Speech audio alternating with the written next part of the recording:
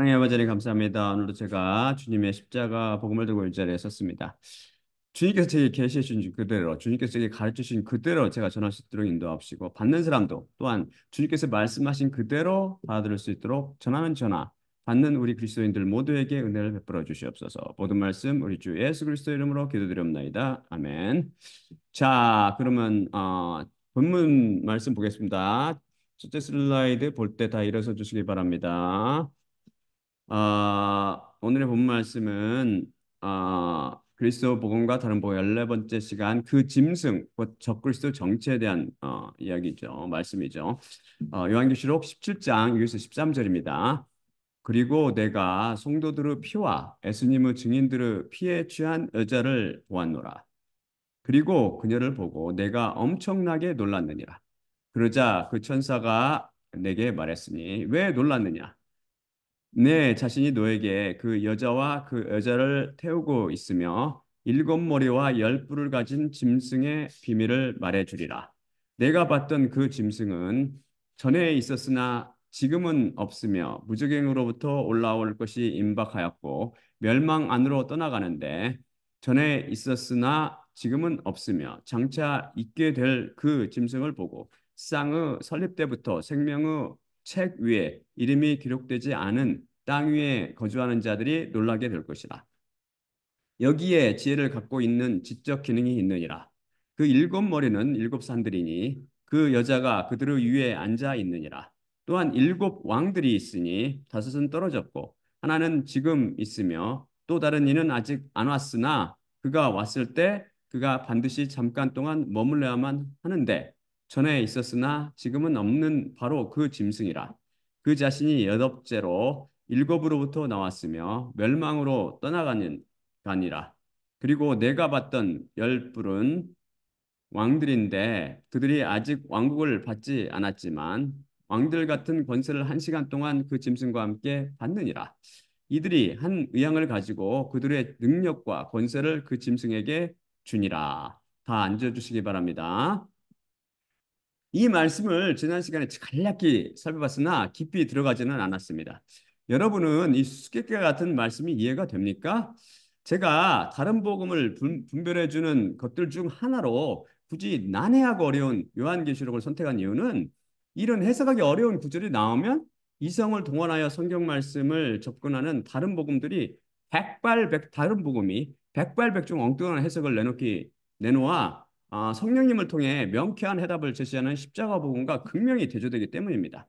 그들의 해석도 가지각색 제각각이죠. 그런 것들이 세상 교회와 인터넷을 채우며 세상을 온통 누룩으로 불려 놓고 있습니다. 그 수많은 풀이 중 단 하나만 정답일 것이거나 정답이거나 혹은 그들의 풀이가 아예 다 틀렸을 것입니다. 서로 다른 것들이 동시에 오를 수는 없지 않습니까? 그들의 풀이와 제가 해드린 풀이를 비교하며 여러분은 오직 성경으로, 오직 믿음으로, 또한 오직 은혜로의 원칙에 입각하여 무엇이 참인지 혹 무엇이 거짓인지를 판단해 보십시오. 여러분은 선택을 잘해야 합니다. 내가 지금까지 참이라고 믿어왔던 것이 알고 보니 모두 거짓이었구나. 혹은 내가 지금까지 실상이라고 여겨왔던 것이 알고 보니 창녀의 마법, 곧 허상이었구나라고 깨달아야 합니다. 그것을 깨닫고도 그 길을 고집하는 어리석은 사람이 어디 있을까요? 여러분 중 설마 하다가 음부로 마감하는 사람들이 많을 것입니다. 여러분이 지금까지 다른 복음을 참이라고 믿었거나 그것을 전파했다면 당장에 제 142강과 제 143강의 설교를 듣고 저주에서 풀려날 방법을 모색해 보기 바랍니다. 엘리야 기도에 대답하여 번제물을 태워버린 여호와 불을 보고도 뭉그적거리던 이스라엘 백성처럼 행하겠습니까? 제가 전하는 십자가 복음이 옳다고 어떻게 하는 생각이 들면 제 설교를 제 1강부터 순서대로 들으며 다른 사람들에게도 문자 메시지나 카톡, 페이스북, 인스타그램 등 소셜 네트워크를 통해서 많이 살포하시기 바랍니다. 여러분의 눈에는 보이지 않을지 모르지만 제 눈에는 곧 다가올 환란과 창녀의 심판, 곧 세상의 끝이 보입니다.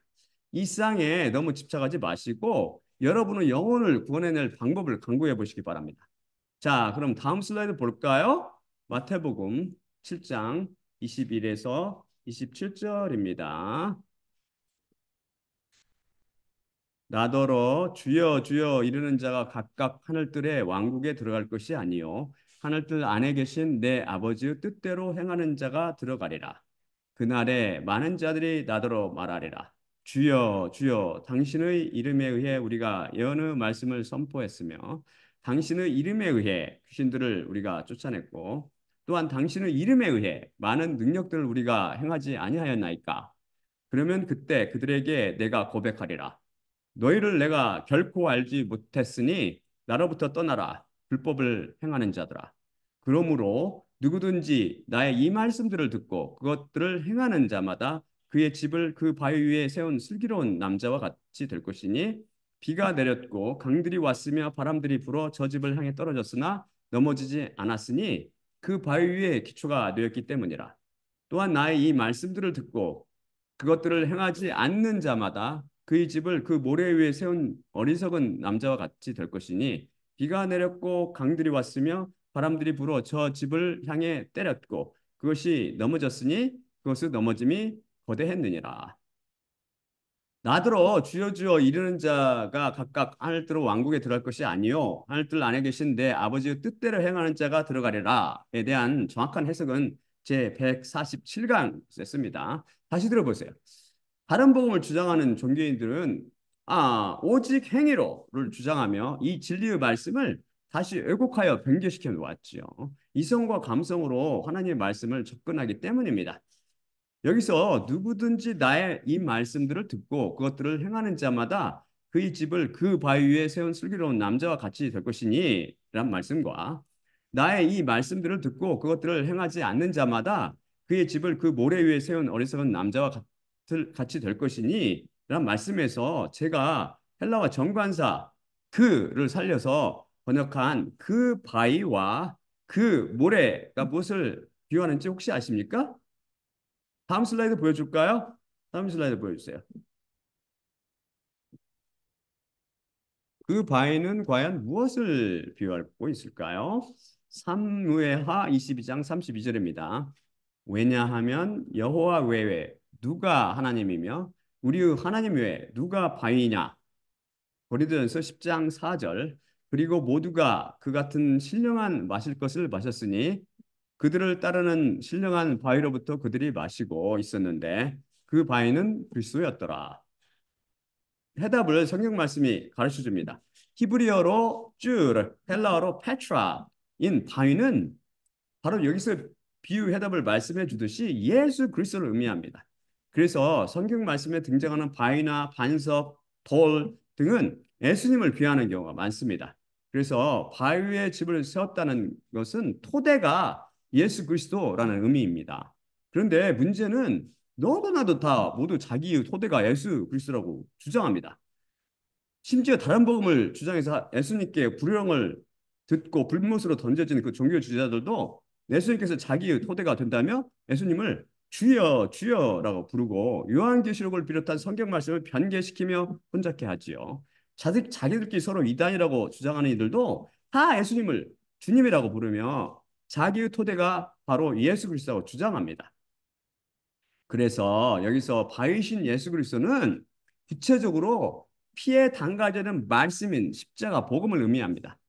예수님의 실체는 바로 피에 담가지는 말씀이기 때문입니다. 하나님께서 자체가 말씀이시잖아요. 그러면 다른 복음을 선포하는 자의 바위는 참바위가 아님이 금방 드러납니다. 그들은 그리스도 복음인 십자가 복음이 아니라 예수 그리스도 피가 없는 다른 복음 위에 서 있기 때문입니다. 그러는 그것을 바이오 예수 그리스도라고 부르고 있을 뿐이죠. 그것은 실체, 곧 그 집이 진짜 예수 그리스도 요 단단한 바위 위에 서 있는지 아니면 언제든지 풀썩 주저앉는 불안정한 모래 땅 위에 서 있는지는 언제 밝혀집니까? 바로 비가 내리고 강들이 몰려오며 바람들이 세차게 그 집을 향해 몰아칠 때입니다. 비와 강들과 바람들은 어려움과 고난과 환난을 비유합니다. 그리스도 토대 위에 즉 십자가 복음 위에 굳건한 믿음으로 서 있는 사람들은 그 안에는 피에 담가 있는 말씀으로 인해 그들을 능히 이겨냅니다. 바이신 예수님께서 지켜주시기 때문이죠. 그럼 모래 위에 집을 세운 사람들은 어떻게 됩니까? 어려움과 고난과 환란이 올 때 모두 심하게 망가지고 넘어집니다. 사상 누각골이 되고 말지요. 그것의 넘어짐이 심히 클 것입니다. 자기 자신의 영혼을 빼앗기게 될 것이니까요. 그럼 도대체 그 모래는 무엇을 비유하고 있는 것일까요? 다음 슬라이드 볼까요? 요한계시록 12장 17절입니다. 용이 그 여자에게 화가 나서 하나님의 계명을 지키며 예수님의 증언을 갖고 있는 그녀의 씨의 남은 자들과 함께 전쟁을 행하려고 떠나갔고 바다의 그 모래 위에 섰더라. 여기서 보듯이 그 모래는 바로 용이 서 있는 토대입니다. 그것이 무엇일까요? 두말하면 잔소리죠. 바로 그의 아내인 그 창녀한테 나온 다른 복음입니다. 십자가 복음에는 그리스도 피가 들어있고 다른 복음에는 뱀의 독액이 들어있습니다. 그래서 그 바위와 그 모래는 십자가 복음과 다른 복음을 비유하고 있음을 알 수 있습니다. 다른 복음은 곧 사단이 사람의 영혼을 낚는 바로 뱀의 독약으로 되어 있습니다. 사람들을 미혹시키며 영혼을 죽입니다. 피에 담가져 있으며 살아 있어서 사람을 살리는 십자가 복음에 반해 사람을 호리며 죽이는 힘이 있지만 죽은 영혼을 결코 살려내지 못합니다. 그러기는커녕 아예 사망 안에 가둬놓고 불에 먹다가 때가 되면 음부로 던져 넣어버리죠. 따라서 비가 내리고 강들이 몰려오며 바람들이 세차게 그 집을 향해 몰아치면 그 집은 여지없이 무너지고 맙니다. 어려움과 고난 및 환난을 이길 힘이 전혀 없기 때문입니다. 다른 복음은 누차 살펴봤듯이 전혀 능력을 분발하지 않으며 열매를 못 맺고 입만 무성한 나무지요.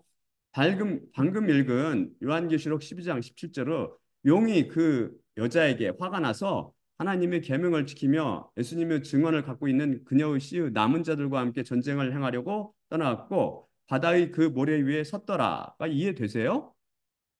그 짐승이 두 증인들인 14만 4천과 전쟁을 한 것에 대해서는 지난 시간 살펴봤습니다. 그런데 여기서는 그 짐승이 아니라 그 곧 용인 마귀가 그녀의 씨의 남은 자들과 전쟁을 하려고 모래 위에 섰다고 증언합니다. 그럼 예수님의 증언을 갖고 있는 그녀의 씨의 남은 자들이란 누구를 가리킵니까?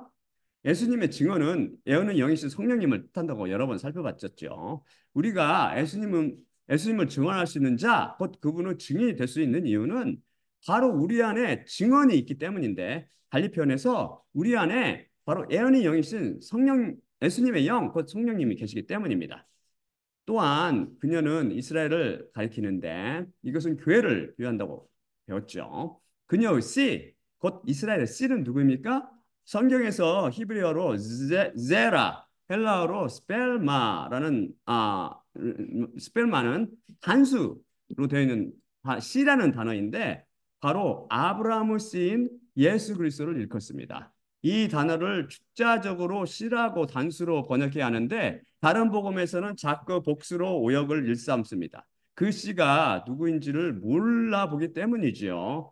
십자가 복음을 통해 이 살아있는 씨인 피에 담가져 있는 말씀이 뿌려져서 참 믿음을 선물로 가져다 주며 이것이 자라서 이로부터 남을 불러옵니다. 그래서 그 씨, 곧 예수 그리스도를 소유하게 됩니다. 성도는 그 씨를 갖고 있는 자입니다. 여러분 안에도 이 살아있는 씨인 예수 그리스도께서 계십니까? 그래서 예수님의 증언을 갖고 있는 그녀의 씨의 남은 자들은 성령님을 갖고 있는 그리스도의 남은 자들이란 뜻이 되지요. 이들이 누구죠? 바로 이로부터 난 그리스도인들인 성도들을 의미합니다. 우리들은 이미 14만 4천의 입에서 나오는 불로 즉 말씀으로 그 짐승과 싸우다 그에게 죽임을 14만 4천 명이 죽임을 당할 것이라고 지난 시간에 살펴봤습니다. 그 이후 휴거가 일어나고 이 땅에 남겨진 자들 중에 하나님께서 은혜를 베푸시어 그분의 남은 자들 곧 성도들을 선택하여 이루나게 하실 것입니다. 그리고 이 성도들도 용과 더불어 말씀으로 곧 십자가 복음으로 전쟁하며 싸우게 될 것입니다. 이때는 입에서 불이 나오지 않을 것입니다. 용은요? 그는 다른 복음을 무기로 그 짐승과 거짓 예언자들을 시켜 전 세계 사람들을 미혹할 것이며 다른 복음을 거부하는 많은 성도들을 칼로 목베어 학살할 것입니다. 이 성도들 중 일부는 다섯 번째 휴거에 참여하고 일부는 그 짐승에게 목베어 죽임을 당하며 일부는 유대인들을 포함하여 위로부터 나지 못한 그리스도인 유대인들을 포함한 위로부터 나지 못한 그리스도인들은 예수님께서 지상 강림할 때까지 숨어 살게 될 것입니다. 환란의 그림이 그려주십니까? 자, 그럼 오늘의 본문 말씀을 풀이해 봅시다. 요한계시록은 그리고 내가 성도들의 피와 예수님의 증인들의 피에 취한 여자를 보았노라. 그리고 그녀를 보고 내가 엄청나게 놀랐느니라. 그러자 그 천사가 내게 말했으니 왜 놀랐느냐? 내 자신이 너에게 그 여자와 그 여자를 태우고 있으며 일곱 머리와 열 뿔을 가진 그 짐승의 비밀을 말해 주리라고 증언합니다. 여기서 성도들의 피와 예수님의 증인들의 피에 취한 여자는 창녀인데 바로 세상을 비유한다고 제 46강의 수상에 살펴봤습니다. 그 설교를 다시 들어보세요. 이 창녀의 정체가 세상이라는 것을 시사해주는 단어가 광야입니다. 천사가 요한에게 창녀가 받을 심판을 보여주기 위해 그를 어디로 데려갔죠? 바로 에레모스, 광야입니다. 성경 중에서 광야는 세상을 비유하는 경우가 많으며 예수님께서도 성령에 이끌려 어디로 가셨죠? 광야로 가서 마귀에게 시험을 받으셨습니다. 이 세상에서 육신의 정욕과 눈의 정욕과 삶의 자만심에 대한 유혹을 받으셨고 이것을 물리치심으로 세상을 이기신 것이죠. 이에 반해 일곱 머리와 열 뿔을 가진 짐승은 바다에서 나옵니다. 제 149강에서 우리가 성경 속의 비밀을 풀려면 말씀이 흔히 사용하는 비유를 잘 숙지하고 있어야 한다고 배웠습니다. 오직 성경으로 이 원칙에 의해 연구해 보면 성경 말씀 중에서 땅은 아담과 하와의 타락으로 하나님께 저주를 받은 곳으로 세상을 상징합니다. 세상이라는 같은 것을 때로는 광야에 비유하기도 하고 때로는 땅에 비유하기도 합니다. 세상을 광야로 비유할 때는 거주하는 장소를 강조하여 표현할 때 씁니다. 세상은 광야처럼 척박한 곳, 물이 없으며 생명이 없는 곳이죠. 그에 반해 세상을 땅에 비유할 때는 땅의 그 더럽고 부질없으며 덧없는 속성을 표현할 때 사용합니다. 이에 반해 하늘은 하나님께서 계신 거룩한 곳을 비유하고 바다는 마귀가 사는 곳을 비유합니다. 사실 마귀는 지금 어디 있다고 그랬죠? 바닷속에 있나요? 마귀는 바로 지금 둘째 하늘에 있다고 살펴봤습니다. 하지만 바다는 이때 바다는 마귀가 사는 곳을 비유하며 또한 사망을 비유하거나 악을 비유합니다. 그래서 요한계시록 13장 등에 등장하는 일곱 머리와 열 뿔을 가진 짐승은 바다에서 나옵니다. 그 영적 배경이 마귀라는 것입니다. 이 짐승이 마귀에 속한 것이죠. 그리고 거짓 예언자로 비유되는 짐승은 어디로부터 나올라요? 땅으로부터 올라옵니다.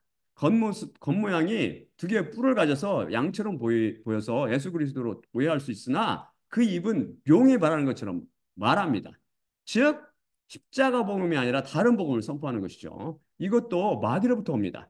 여러분이 다른 복음을 전한다면 용이 말하는 것처럼 말하고 있다는 진리를 잊지 마십시오.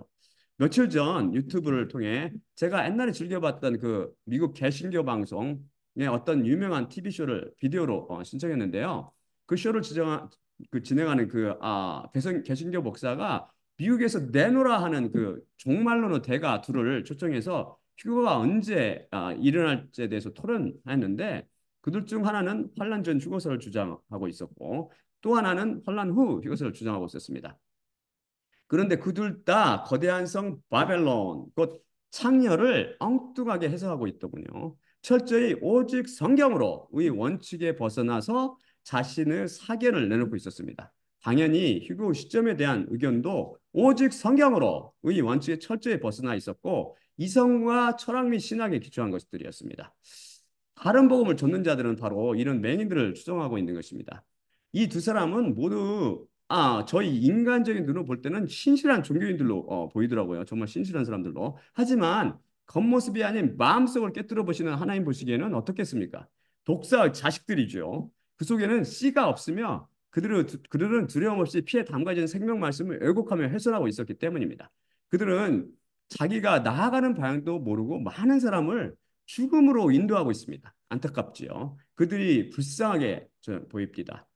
유튜브를 뒤져보니 온 세상이 온통 다른 복음에 물들어 있고 다들 사망으로 연결되는 직행열차에 자기 몸을 맡기고 죽음을 향해 질주하고 있습니다. 여러분, 늦기 전에 빨리 도망쳐 나오세요. 매번 철저히 성경 말씀을 인용하며 십자가 복음을 선포하고 있는데 왜 성경에 없는 이야기 하느냐고 억지를 부리며 죽음을 고집해야 하겠습니까? 여기서 이 일곱 머리와 열 뿔을 가진 짐승과 내가 봤던 전에 있었으나 지금은 없으며 무지영으로부터 올라올 것이 임박하였고 장차 있게 될 것이며 멸망 안으로 떠나가는 그 짐승을 혼동하면 안 됩니다. 여기서 제가 정관사를 살려 그 짐승이라고 번역한 자 정체는 불멸의 사람이며 멸망의 아들인 적그리스도를 일컫습니다. 이 자가 일곱 머리와 열 뿔을 가진 짐승으로부터 나왔습니다. 즉, 그 짐승인 적그리스도는 바다에서 나온 짐승에 속한 자로 사단에게서 나온 자입니다. 그럼 일곱 머리와 열 뿔의 정체는 무엇일까요? 이 짐승은 요한계시록 자체가 설명해 주듯이 창세 이후 인류 역사상에 등장하거나 등장할 일곱 왕들과 또 다른 열 왕들을 의미합니다. 일곱 왕은 왕국을 대표하는 이들인데 이들이 누구인지 짐작이 갑니까? 일곱 머리 중 여섯 머리, 곧 세상을 지배했던 여섯 왕국은 무엇이었나요? 여러분, 역사상 어떤 지역이 가장 많은 나라들을 정복해서 가장 큰 땅을 차지했는지 아십니까? 저는 징기스칸이 다스리는 몽골 제국으로 알고 있었는데 이번에 구글로 검색해 보니 놀랍게도 몽골 제국이 아니고 브리티시 엠파이어, 곧 대영 제국이더라고요. 이들이 1920년에 3,550만 평방킬로미터로 지구의 약 26.35%를 차지해서 역사상 가장 큰 땅을 갖게 되었습니다. 둘째가 몽골 제국인데 이들은 2,400만 평방킬로미터로 지구 17.8%를 차지했고 셋째가 러시아 제국이었습니다. 로마 제국이 몇 번째로 많은 땅을 정복했는지 혹시 아십니까? 25번째. 500만 평방킬로미터를 차지해서 고작 지구의 3.71%를 점유했는데 12번째를 차지했던 일본 제국보다 더 적은 땅을 갖고 있었습니다. 그럼 도대체 이 여섯 왕국은 역사상 어떤 제국을 의미할까요? 아시아는 자존심인 몽골 제국도 그중 하나일까요? 또한 스물다섯 번째밖에 되지 않고 고작 지구의 3.71%를 차지했던 로마 제국은 여기서 탈락할까요? 우리는 철저히 오직 성경으로 원칙에 의해 성경 말씀을 해석해야 합니다. 왜냐하면 성경 말씀은 하나님 중심으로 쓰였기 때문입니다. 시간도 공간도 다 하나님 중심으로 계산하고 조사해야 합니다. 성경에서 하나님의 시기와 지역 개념은 하나님의 백성인 이스라엘을 중심으로 움직입니다. 즉 이스라엘이 에스겔 38장 12절이 증언하듯 세계의 중심이 되며 이스라엘이 하나님의 시계 역할을 합니다. 그래서 이 여섯 머리 곧 여섯 왕국은 이스라엘과 관련된 왕국들을 뜻합니다. 또한 하나님의 시간은 이스라엘에게 하나님께서 가르쳐 주신 원력을 씁니다. 그럼 언제 여섯 머리의 비밀, 이제 여섯 머리 비밀이 좀 풀리죠. 역사상 이스라엘 정복했던 세상의 왕국이 무엇입니까? 얼른 떠오르는 게 바벨론이죠. 바벨론을 빼놓을 수 없죠. 그 다음으로 메데와 바사, 곧 메데와 페르시아입니다. 이 두 제국은 다니엘서 8장 20절에 따르면 하나로 취급합니다. 하나의 짐승으로 취급함으로 하나. 그리고 헬라, 곧 알렉산더 왕이 세웠던 그 헬라 제국이 또 다른 하나입니다. 요한계시록이 세운 게 아니고 아무튼 연락생들 그 헬라 제국 헬라 제국을 쫙 한 그 왕이었죠. 그다음에 요한계시록이 그 일곱 머리는 일곱 산들이니 그 여자가 그들 위에 앉아 있느니라. 또한 일곱 왕들이 있으니 다섯 왕은 떨어졌고 하나는 지금 있으며라고 묘사합니다. 일곱 왕으로 대표되는 일곱 왕 중 다섯은 떨어졌답니다. 즉 멸망했다는 뜻이죠. 역사 무대에서 사라진 것입니다. 역사상에서 많은 땅을 차지했던 많은 제국들의 왕들은 지금 다 어디 갔습니까? 그들의 영광은 풀의 꽃과 같습니다. 잠깐 있다 반짝이다 사라져 버리죠. 헛된 것들 중에 헛된 것이죠. 평생 징기스칸처럼 호화롭게 살다가 음부에 떨어지면 그게 무슨 소용이 있습니까? 찰나 기쁜 후에 영원한 고통이 지속됩니다. 여러분에게 고통으로 몸부림치는 저 세상 왕들의 비명소리가 들리지 않습니까? 그럼 여섯 번째 머리 곧 여섯째 왕은요? 하나는 지금 있으며라고 말씀이 증언하는데 지금 있는 왕, 곧 지금 있는 왕국이 어디입니까? 바로 그때는 요한이 계시를 받고 있던 그 당시입니다. 그때가 언제지요? 바로 로마 제국 시대입니다. 따라서 로마가 그 머리 중 하나 이미 밝혀졌습니다. 모두 몇 개가 나왔습니까? 네 개가 나왔죠. 네 개. 두 개가 더 필요합니다. 이스라엘을 멸망시킨 바벨론 말고 또 어떤 나라가 있죠? 남유다는 바벨론에 의해서 587년에, 북이스라엘은 누구에 의해서? 아수르, 곧 아시리아에 의해서 722년에 멸망했습니다. 그래서 또 다른 나라는 바로 아수르입니다. 나머지 하나가 남았는데 이 나라가 어딘지 짐작이 가세요? 가장 중요하지만 간구하기 쉬운 나라로 이스라엘이 노예로 살던 나라입니다. 바로 애굽, 곧 이집트이죠. 따라서 여섯 마리의 여섯 왕들은 각각 애굽, 바벨론, 아수르, 메데와 바사, 헬라 및 로마입니다. 정확히 여섯 개죠. 마지막 일곱째가 바로 여덟째 왕으로 묘사되는 그 짐승이요 적그리스도의 왕국입니다. 요한계시록은 그 자신이 여덟째로 일곱으로부터 나왔으며 멸망으로 떠나가니라. 그리고 내가 봤던 열 뿔은 열 왕들인데 그들이 아직 왕국을 받지 않았지만 왕들 같은 권세를 한 시간 동안 그 짐승과 함께 받느니라. 이들이 한 의향을 가지고 그들의 능력과 권세를 그 짐승에게 주니라고 증언합니다.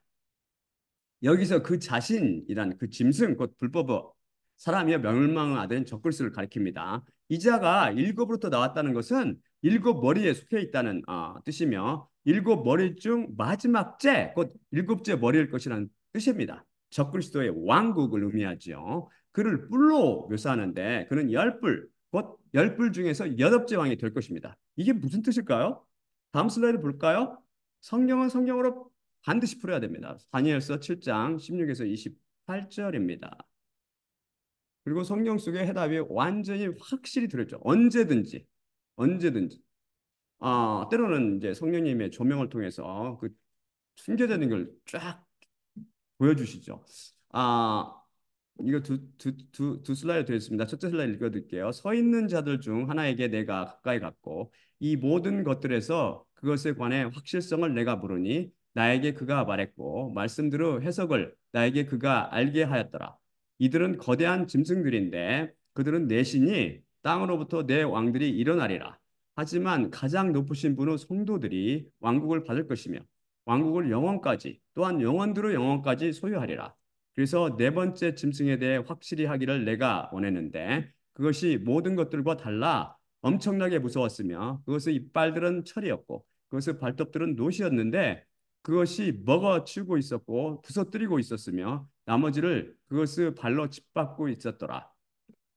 또한 그것의 머리에 있는 열 뿔에 대해 확실히 하기를 내가 원했는데 솟아난 다른 뿔이 있었고 그것의 앞에서 새 뿔이 떨어졌으며 저 뿔이 또한 그것에게 눈들과 거대한 것들을 말하는 입이 있었으니 그것의 모습이 그것의 동료들보다 거대했더라. 내가 보고 있었는데 저 뿔이 성도들과 함께 전쟁을 행하고 그들을 이겼더라.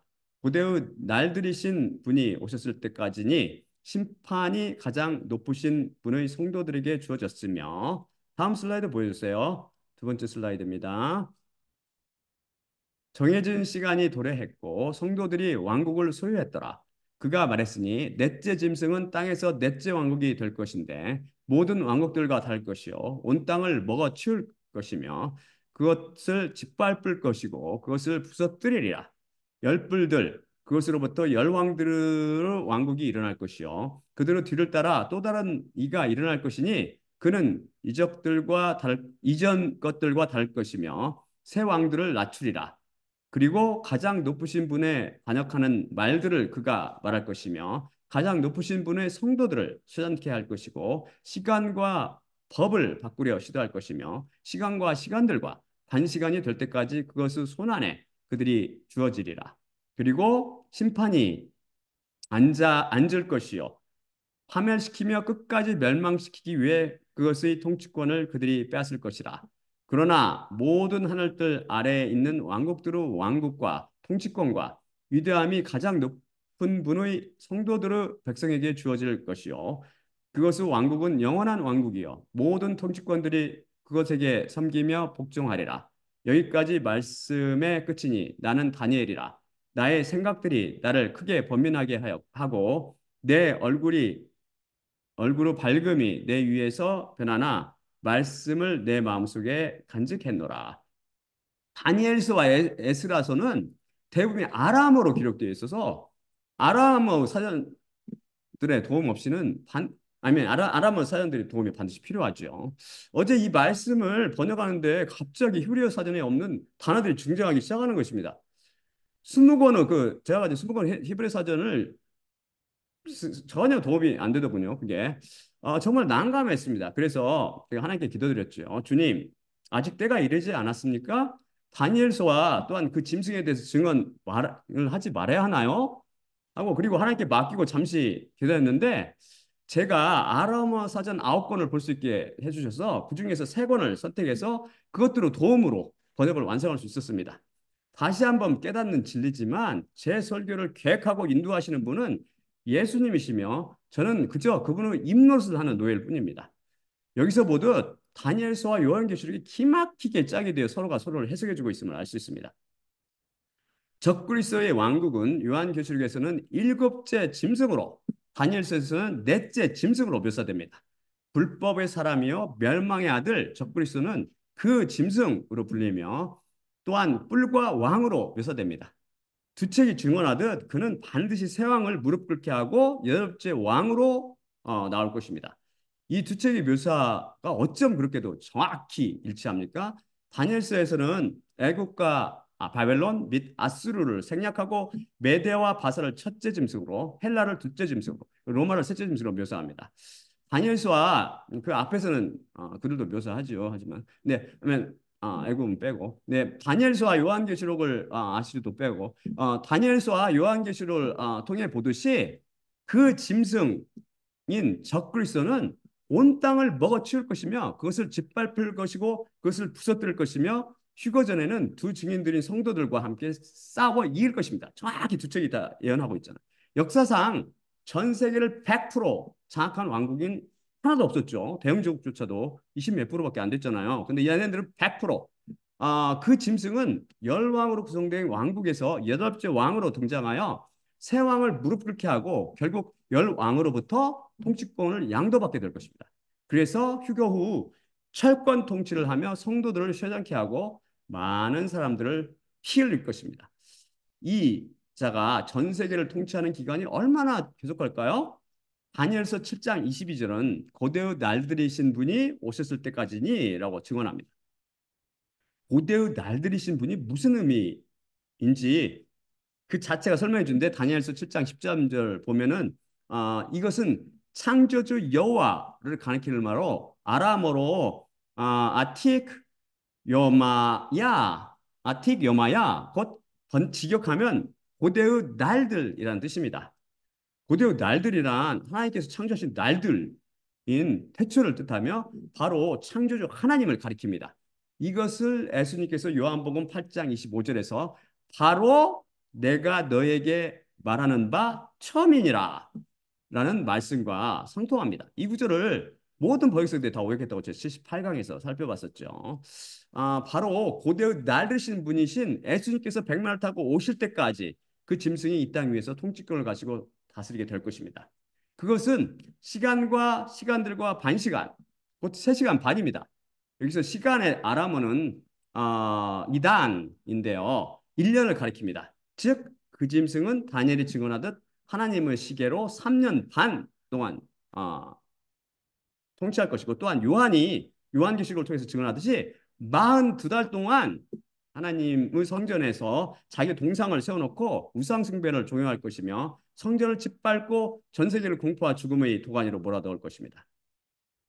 여러분이 혹시 땅에 남겨졌다면 42달 동안 즉 3년 반 동안 참고 지내기 바랍니다. 사실 환란 중간 이후 그 짐승이 그 광란의 철권 통치를 할 때도 한 번의 휴거가 또 있습니다. 이 비밀도 장차 시간이 될 때 선포해 드리겠습니다. 다니엘서도 요한계시록도 그 짐승인 적그리스도가 거대한 것들을 말하는 입이 주어졌으며 가장 높으신 분, 곧 하나님을 모독하는 말을 한다고 증언합니다. 정말 엄청난 것들을 말하며 많은 사람들을 미혹할 것입니다. 자신을 하나님이라고 부르며 하나님을 모독할 것입니다. 또한 요한계시록은 그 짐승을 보고 세상의 설립 때부터 생명의 책에 이름이 기록되지 않은 땅 위에 거주하는 자들이 놀라게 될 것이고 라고 증언합니다. 사람들이 그 짐승을 보고 왜 놀랍니까? 그 짐승이 무섭거나 또는 아름답거나 또는 기이하게 생겨서 놀랍니까?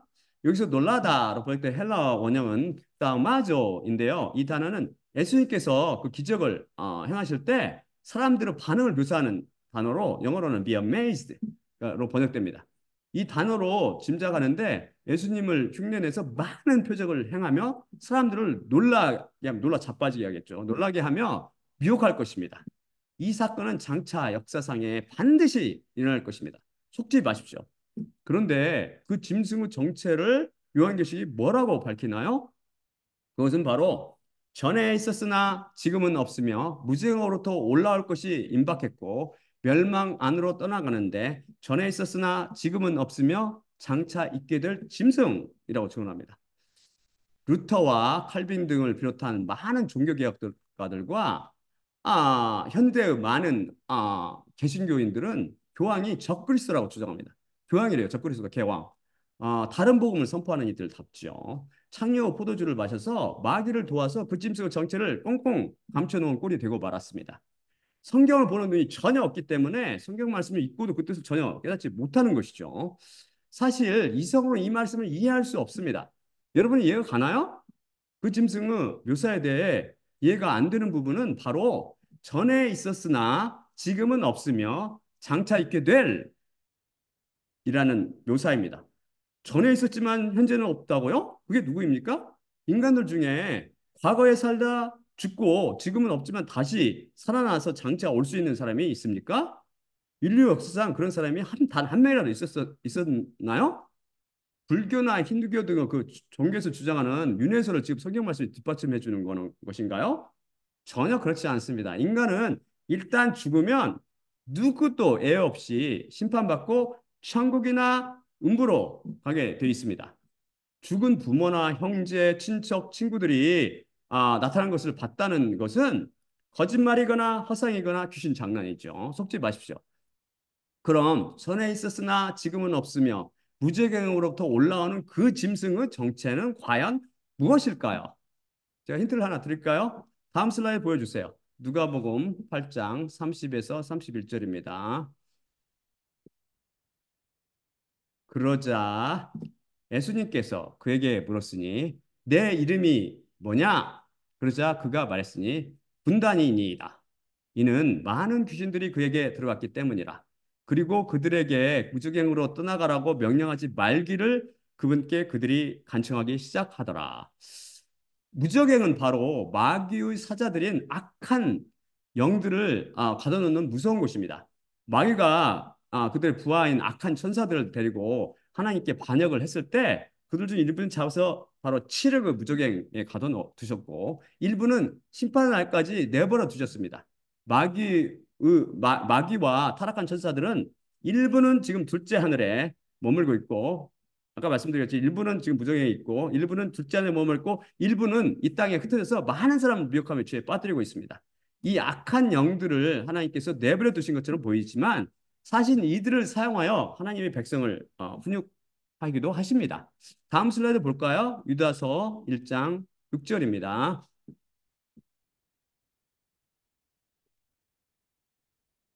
마찬가지로 자신들의 직책을 지키지 않고 각자의 처소를 떠난 천사들을 거대한 날의 심판에 이르도록 흑암에 의해 영원한 족쇄들을 채워 그분이 지키고 계시며 결국 무지개로부터 올라오는 그 짐승은 흑암에 갇혀 지금 흑암에 갇혀 이미 왔을 가능성이 있죠. 제가 볼 때 이미 왔을 가능성이 있어요. 제가 생각하는 사람도 한 명 있어요. 근데 아무튼 흑암에 갇혀 있는 타락한 천사 곧 악한 영일 것으로 추정됩니다. 하지만 바로 일어나지는 않습니다. 여러분이 생각 1, 2년 사이 일어나지는 않아요. 지금 저번에 언제 갔을 때그 주빌레 그 뭐죠? 예, 주빌리니까 갑자기 생각이 안 나네. 주빌리가 주빌리 때 오는 거죠. 정확히 주빌리 때 맞춰서 정확히 그날에 올 거예요. 악한 영일 것으로 타락한 천사 곧 악한 영일 것으로 그러니까 이 사람은 무정행부터 올라 이 사람이 이는 무정행부터 올라오는 그 짐승은 흑암에 갇혀 있는 타락한 천사 곧 악한 영일 것으로 추정됩니다. 그럼 혹시 마귀는 아닐까요? 제가 그 짐승이 마귀의 화신이라고 제 148강에서 말씀드렸죠. 하지만 그 짐승과 달리 마귀는 전에 있었지만 지금도 있잖아요. 마귀가 지금도 있고 마귀는 잠시 더 있다가 예수님의 지상 강림시 잡혀서 무정행에 이제 이번에 예차례 이 무정행에 갇히게 되고 천년이 지나면 잠깐 동안 풀려났다가 결국 영원한 불못에 던져지게 될 것입니다. 그래서 마귀는 희년, 주빌라, 희년. 그래서 마귀는 아닌 것이 분명합니다. 죄송해요. 제가 맡았다면서 그래서 결국 영원한 불못에 던져서 이 마귀도 결국은 이들 셋 다 전부 마귀 지옥불 행위죠. 그래서 마귀는 지금 아닌 게 분명하지. 얘와 마귀는 헷갈리지 마세요. 자, 그럼 그 짐승의 정체를 밝혀드릴까요? 다음 슬라이드 보여주세요. 다음 슬라이드 보여주십시오. 요한계시록 여기서 바로 이 짐승의 정체가 드러납니다. 요한계시록 16장 12, 14절입니다. 그리고 여섯째가 그의 대접을 거대한 강 유브라데 위에 쏟으니 그것의 물이 말랐고 해돋는 곳으로부터 오는 왕들의 길이 준비되었더라. 그리고 그 용의 입과 그 짐승의 입과 그 거짓 선지자의 입으로부터 나오는 개구리 같은 더러운 새 영들을 보았는데 그것들은 정령 부적들을 행하는 귀신들의 영들로 그들이 온 세상의 왕들에게 나가서 그들을 전능하신 하나님의 거대한 나라 전쟁을 위해 모으더라. 정말 우습죠. 하나님을 대적해서 싸우려고 드니 결국 어때요? 적 그리스도는 곧 그 짐승의 정체가 무엇이죠? 밝혀졌잖아요. 그 짐승은 사람이 아니라 귀신, 곧 그 악한 영이었던 것입니다. 그래서 마귀 화신이라 불리게 된 것이죠. 그 짐승은 인간의 탈을 쓴 타락한 천사였습니다. 이 비밀을 어떻게 다른 복음이 감히 풀 수 있겠습니까? 그들은 다른 복음을 통해서 그 짐승의 정체를 혼잡케 하여 그때가 오면 사람들을 더욱 미혹시켜 미혹 속으로 빠뜨릴 것입니다. 그때 그의 오른팔인 거짓 선지자가 전하는 복음이 바로 다른 복음이죠. 하늘에서 떨어진 타락한 천사가 전하는 독사의 복음이죠. 미가엘 천사와의 전쟁에서 패한 사탄 마귀는 자기의 부하들인 악한 영들을 때로 몰고 몽땅 때로 무리로 몰고 땅으로 쫓겨날 것입니다. 그래서 그때는 진짜 이 땅이 온 세상이 정말 난장판이 될 것입니다.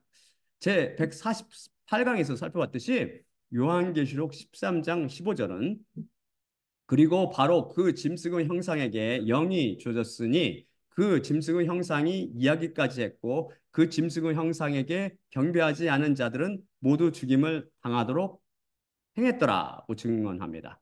짐승의 형상, 곧 동상에 악한 영이 들어가서 사람들에게 경배받고 사람들을 감시하며 우상 앞에 경배하지 않은 자들을 모두 다 죽게 할 것입니다. 전 세계에 설치된 짐승의 동상들의 악한 영들이 들어가 살게 될 것입니다. 이제 왜 짐승의 표인 용어 낙인을 받으면 안 되는지 확실히 이해가 갑니까? 그러니 그 끔찍한 세상에서 살아남는 것이 얼마나 힘들겠습니까? 저는 장차 이 땅에 남겨질 사람들이 심히 걱정됩니다. 하지만 그들을 지키시는 분도 우리 주 여호와 하나님이시죠. 언제든 언제라도 오직 십자가만 붙잡으십시오.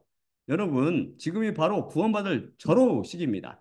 창녀 포도주에 취해 세상에 한눈 팔다가는 순식간에 환란과 그 짐승이 여러분을 따라잡을 것입니다. 제발 정신 차리고 간절히 예수님의 십자가 앞에 나와 은혜를 간구하기 바랍니다. 자, 그럼 마지막으로 고린도전서 11장 23, 26절을 읽고 마치겠습니다. 내가 너희에게 전한 것은 주님께 받은 것이니 곧 주 예수님께서 잡히시던 밤에 떡을 취하시고 감사하신 후 떼어 이르시되 이것은 너희를 위하는 내 몸이니 이것을 향하여 나를 기억하라 하시니라. 식후에 또한 그와 같이 잔을 취하시고 이르시되 이 잔은 내 피로 세운 새 언약이니 이것을 향하여 마칠 때마다 나를 기억하라 하시니라. 그러므로 너희가 이 떡을 먹으며 이 잔을 마실 때마다 주님의 죽으심을 그분이 오실 때까지 전파할지니라. 예수님의 몸과 피로 상징되는 떡을 떼며 잔을 마실 때마다 십자가에서 흘리신 그분의 피를 통해 임한 성령님의 지혜로 그 짐승의 정체를 낱낱이 폭로해 주신 예수님만 바라봅시다. 또한 나의 십자가를 기억하고 내가 다시 올 때까지를 전파하라고 말씀하신 예수님과 그분의 죽으심을 기억하고 전하며 다른 복음에 의해 미혹되지 말게 하시고 그 짐승의 때를 대비해서 깨어 계시며 여러분 모두의 영혼이 구원받고 모두 부활에 참여하게 되기를 기도드립니다. 자, 그러면 제가 마지막으로 기도하고 마무리 짓겠습니다. 사랑의 아버지 하나님 감사합니다. 오늘 십자가 복음을 통해서 그 짐승 곧 아, 어, 적그리스도의 정체를 불법의 사람이요 멸망의 아들인 적그리스도의 정체를 낱낱이 밝혀주시면 감사합니다. 아버지 하나님 우리가 이 진리를 알고 주님께서 밝혀주신 것은 환난을 대비해서 우리를 준비시켜 주시기 위함이며 또한 아직 십자가 복음을 통해 주님께 나오지 않은 자들을 주님께 십자가로 초청하기 위함으로 제가 믿고 또한 장차 십자가 복음을 영접하지 않았을 세상에 남겨진 사람들 에게 강한 미혹이 있을 것인데 그때를 이겨낼 수 있도록 또한 주님께서 이 말씀 주셨음을 믿습니다. 아버지 하나님, 우리 모두들 주님의 백성들을 궁일히 여기사 항상 주님의 성령으로 인도하옵시고 또한 십자가 복음을 통해서 그 뿌려진 십자가 피에 뿌려진 말씀을 통해서 우리 주님의 백성들이 하나씩 하나씩 위로부터 남을 입고 성령님을 통해서 주님을 증언할 수 있도록 은혜를 베풀어 주시옵소서. 모든 말씀 우리 주 예수 그리스도의 이름으로 기도드리옵나이다. 아멘. 아멘. 아멘.